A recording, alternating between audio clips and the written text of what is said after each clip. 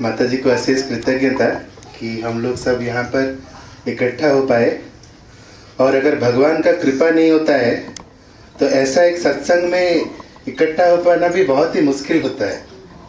आप अगर देखिए, अगर कोई फीस्ट होगा या फिर कोई पार्टी होगा, वहाँ पर अगर बुलाने का जरूरत भी नहीं रहता है।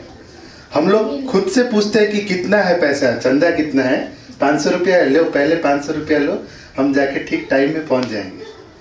लेकिन एक भगवत चर्चा के लिए जब आप बोलते हैं, कहीं पर बोलते हैं कि ऐसा एक चर्चा होगा, वहाँ पर कितना क्वेश्चन होता है कि किस टाइप का चर्चा होगा, हम लोग का क्या फायदा होगा, बहुत क्वेश्चन करते हैं यहाँ पर।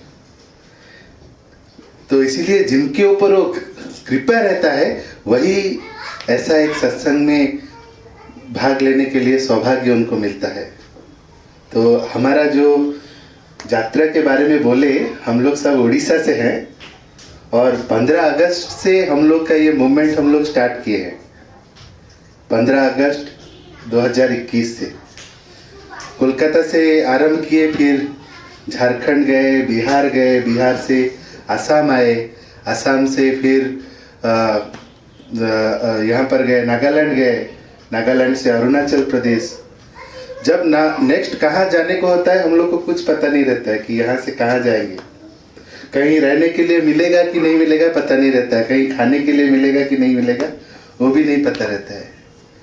लेकिन अभी तक हम लोग जो 5-6 महीना हो गया हम लोग पूरा भारत घूम रहे हैं, हम लोग को कहीं भी तकलीफ नहीं हुआ है। रहने के लिए ना तकलीफ होता है, ना खाने के लिए तकलीफ होता है। और इतना मतलब देखिए, कोरोना का सिचुएशन था, जब निकले हम लोग को सब बोले क्या पागल की तरह आप निकल रहे हो, आपको अलाउ ही कौन करेगा। लेकिन कोरोना का कोई भी मतलब चीज हम लोग जब प्रोग्राम करने के लिए जाते थे, वो लोग वेलकम करके हम लोग को प्रोग्राम करने के लिए दे रहे थे। तो ये जो मूवमेंट है ये भगवान की कृपा के वजह से ही संभव है, कोई मानव का ये से संभव नहीं। अगर उनको हम लोग अपने जीवन में प्राधान्य देंगे तो असंभव भी संभव हो सकता है अगर उनका साथ रहेगा। तो हमारे जीवन में हम लोग क्या करते हैं, ज्यादातर समय हमारे स्वार्थ को ही सामने रख के जीवन जीते हैं, भगवान को पीछे ढकेल देते हैं। भगवान का जरूरत भी हम लोग को रहता है हमारे स्वार्थ को पूर्ण करने के लिए। अगर स्वार्थ पूर्ण होता है तभी भगवान अच्छे हैं, नहीं तो भगवान चेंज कर देते हैं। हमारा इतना कैपेसिटी है, भगवान को भी हम लोग चेंज कर देंगे क्योंकि हमारे मन मुताबिक वो नहीं रहते। जैसे कि अगर आपके पास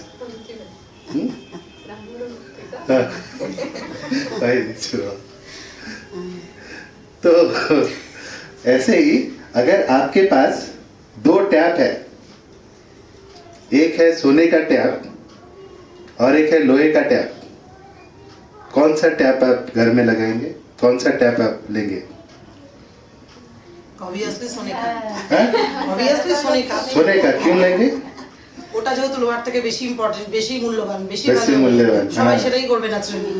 पूरा फ्रैंकली आंसर दे दिए। এটাই বলে সবাই ন্যাচুরালি। भाई एक्चुअली वैसे ही करते हैं, ऐसे ही करते हैं हम लोग। एक्चुअली এটাই সবাই করবে। लेकिन আমিও করব সেটাই।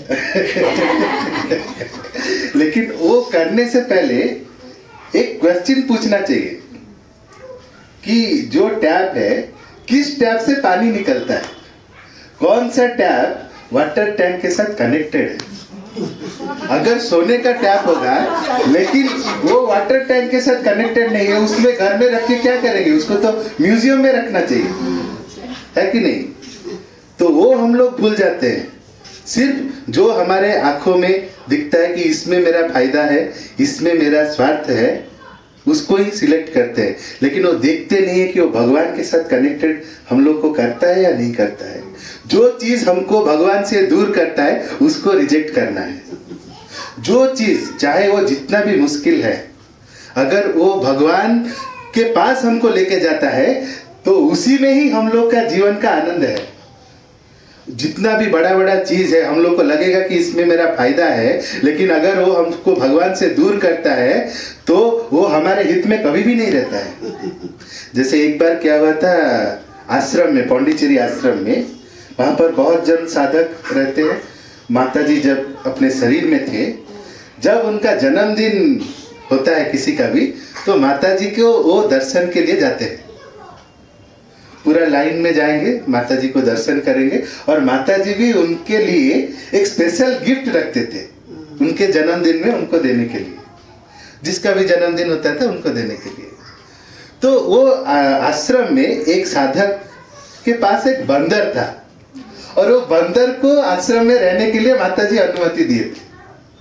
तो एक दिन बंदर का भी जन्मदिन आया, तो उसके लिए छोटा छोटा ड्रेस बनाया गया था, पूरा नया ड्रेस पहन के वो पूरा रेडी हो गया, आज माता जी को दर्शन करने जाना है।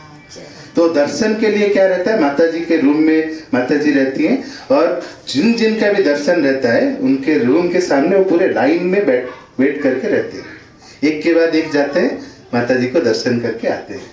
तो ये बंदर भी जो गया वो भी पूरा अपने लाइन में जाके बैठा, सब जो आदमी है उन पूरा उसका जहाँ पर पोजीशन वहां पर जाके बैठा, और जब उसका टर्न आया वो गया माता जी के पास और उनके गोद में सिर रख के सो गया। बहुत देर तक वो माता जी के गोद में सिर रख के सोता ही रहा। माता जी फिर उसके सर पे ऐसा हाथ रख के एक तभी जाके वो उठा। माता जी उसके जन्मदिन के लिए एक स्पेशल केले का पूरा, क्या उसको बोलते हैं, पूरा केले का, हाँ कांदा बोलते हैं ना, तो वो पूरा लाल रंग का केला मोटा मोटा फॉरेन से मंगाए थे उसके लिए, क्योंकि बंदर को सबसे क्या पसंद है, केला पसंद है। तो उसको मंगाए थे, और वो जब उठा उसके हाथ में केला पकड़ा था। अभी बंदर क्या करता, हम लोग अगर बंदर के जगह पर होते, इतना मतलब सुंदर चीज है, क्या करते, केला पाके खुश हो जाते कि नहीं?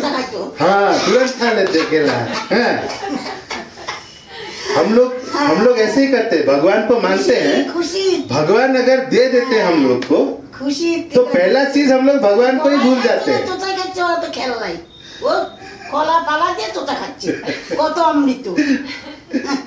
तो पहला चीज हम लोग भगवान को ही भूल जाते हैं, जिनके वजह से हम लोग को मिला उनको ही भूल जाते हैं। कृतज्ञता का भी भाव हम लोग तो कितना दूर रख पाते हैं। कितना जन अपने खुशी में भगवान को याद करते हैं या दुख में याद आते हैं? भगवान कब जल्दी याद आते हैं, जब दुख पड़ता है तभी याद आते हैं। खुशी के समय में किसी बहुत कम ही याद कर पाते हैं, लेकिन दुख के टाइम में याद करते हैं। तो वो बंदर क्या किया, वो केले को लिया और घर के एक साइड में जाके केले को रख दिया, और फिर से चला आया माता जी के गोद में, फिर से सिर रख के सो गया। बहुत टाइम तक फिर से सोता रहा, और माता जी उसके सिर में हाथ रख के ऐसे करते रखे। देखिए, बंदर होके भी उसको ये अनुभव था, ये ऐसा केला तो मुझको शायद और भी कभी मिल सकता है, लेकिन माता जी के गोद में सिर रख के सोने का सौभाग्य मुझको शायद कितने जन के तपस्या के बाद मिला है, और आगे कभी मिलेगा कि नहीं मिलेगा वो भी नहीं पता है। तो उसको मैं कैसे छोड़ सकता हूं? हम लोग को अगर भगवान पूछेंगे कि आपको मेरे से क्या चाहिए, भगवान एक दिन प्रकट हो गए, अगर बोलेंगे आपको मेरे से क्या चाहिए, तो हम लोग क्या बोलेंगे? लंबा लिस्ट रहेगा कि नहीं? है? कितना सारा लिस्ट, डेली जो मांगते लिस्ट बना के एक साथ मांग लेंगे। কিন্তু না, মানুষের এখন বুদ্ধি ভুলে গেছে। মানুষ বলে আমাদের কিছুই লাগবে না, কিছুই লাগবে না বলে তখন সবকিছু দিয়ে দিবে। বুদ্ধি ভুলে গেছে, এটা মানুষের আগের মতো না। হ্যাঁ, এখন নেটওয়ার্কের মানে देखिए, भगवान हम लोग जो सोचते हैं उनको भी वो पता चल जाता है, उनको हम लोग चीट नहीं कर सकते। एक बार क्या हुआ, ब्रह्मा जी को तपस्या कर रहे थे एक लोग, ब्रह्मा जी प्रकट हो गए। अभी बोले कि क्या मांगना है मांगो। ये आदमी को ज्यादा मांगना है, लेकिन ऐसा मांगेगा जैसा कि ज्यादा नहीं लगेगा। तो वो पहले पूछता है कि आपका युग का 1 मिनट, हम लोग का युग यहाँ पर जो पृथ्वी है वहां पर कितना समय होगा?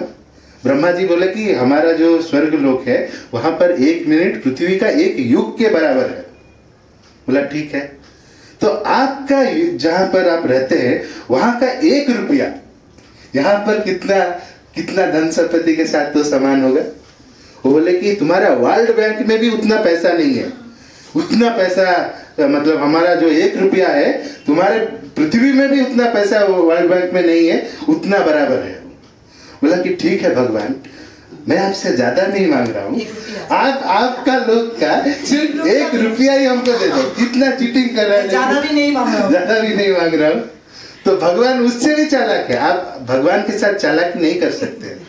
भगवान के साथ अगर चालाकी करेंगे वो हमसे भी बड़े चालाक है। तो भगवान बोले ठीक है, तुमको भी ज्यादा समय वेट नहीं करना है, हमारा जो स्वर्ग लोक है वहां का 1 मिनट तुम वेट करो, तब मैं तुमको तो कितना वेट करना है? 1 युग वेट करना है। भगवान के साथ चालाकी नहीं कर सकते। उनके साथ जो जितना सरल भाव से संपर्क रखेगा उतना सरल भाव से ही उनको जीवन में ग्रहण कर पाएगा। तो अभी जो समय है सिर्फ भगवान को अपने से दूर करके पूजा करके ही हम लोग खुश रह जाते हैं। लेकिन माताजी श्री अरविंदो जी बोलते हैं कि अभी का जो समय है हम लोग को उनके तरह बनना है। भगवान की तरह बनना है का मतलब है कि उनका जो गुण है वो हम लोग कैसे अपने जीवन में ला सकेंगे, वो अभ्यास शुरू करना है।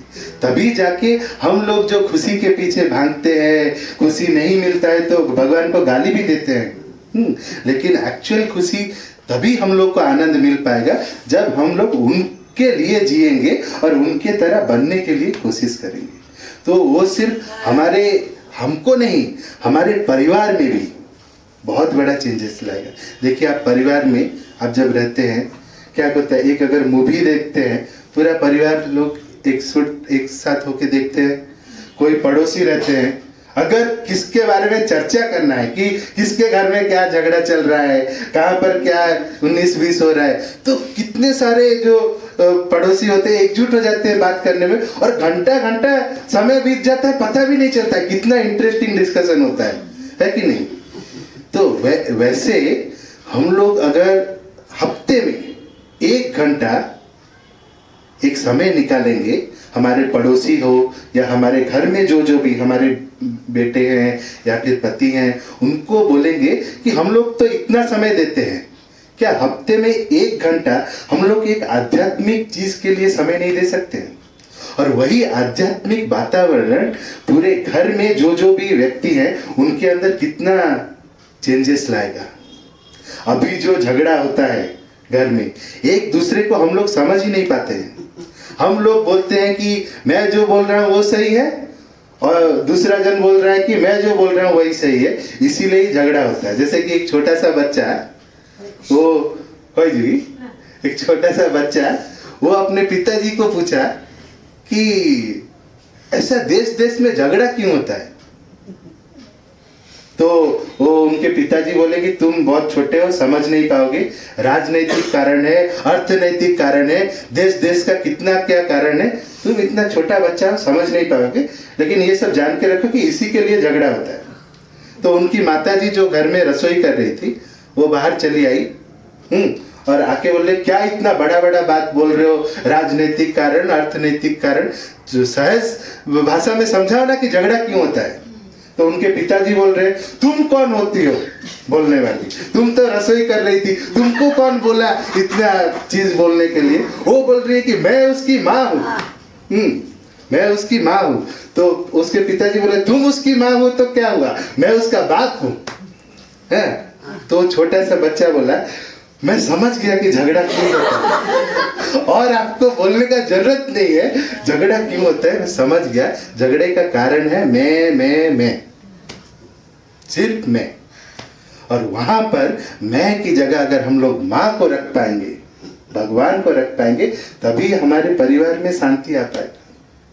और उसके लिए एक स्पिरिचुअल एनवायरनमेंट, ऐसा पाठचक्र, इसको अभी जो हम लोग डिस्कशन किए इसको पाठचक्र बोलते हैं। और उड़ीसा में ये मूवमेंट स्टार्ट हुआ है घर घर में। घर घर में एक साप्ताहिक 1 घंटा समय परिवार के लोग बैठते हैं और कुछ एक आध्यात्मिक चीज को लेके, माताजी श्री अरबिंदो का जो किताब है, माताजी श्री अरबिंदो, ऐसा कोई टॉपिक नहीं है जिसके बारे में वो नहीं बोले। तो उसको लेके अगर अध्ययन करते हैं तो उससे ही देखिए पूरा जो परिवार में एक शांति आता है, पड़ोसियों के साथ एक शांति आता है, एक बहुत ही अच्छा परिवेश सृष्टि हो पाता है। तो वो अगर हम लोग शुरू कर पाएंगे तो वही हम लोग को प्रेरणा देगा कैसे एक स्पिरिचुअल लाइफ हम लोग लीड कर पाएंगे। बस